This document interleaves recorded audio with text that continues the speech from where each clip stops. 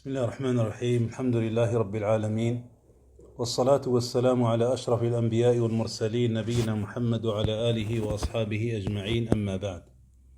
إن من الأمور التي حثنا عليها الشارع الحكيم ورغب فيها ديننا الحنيف كفالة الأيتام والإحسان إليهم، فقد ذكر الله عز وجل في كتابه الإحسان إلى الأيتام في أكثر من 20 موضعا تأكيدا على حقهم وعظيم منزلتهم.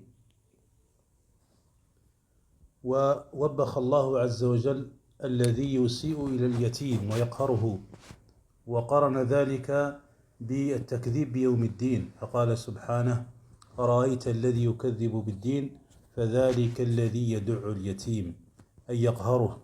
وقد نهى الله عز وجل صفوة خلقه عليه الصلاة والسلام عن قهر اليتيم، فقال: فأما اليتيم فلا تقهر. وقد جاء حديث صحيح يبين فضل كفالة الأيتام، وأن كفالة الأيتام سبب لدخول الجنة بجوار رسول الله صلى الله عليه وسلم.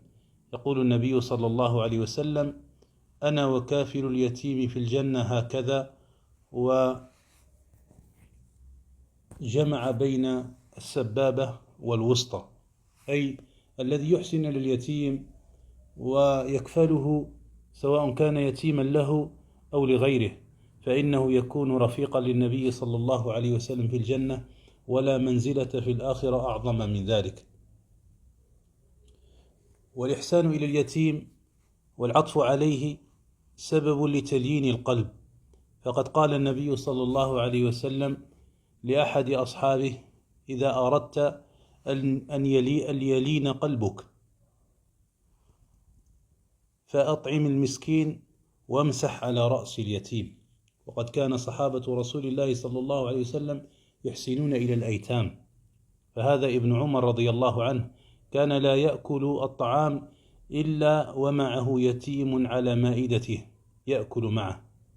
فأحسنوا إخوة الإسلام إلى الأيتام تدخلوا الجنة بسلام. هذا والحمد لله رب العالمين، وصلى الله وسلم وبارك على نبينا محمد وعلى آله وأصحابه أجمعين.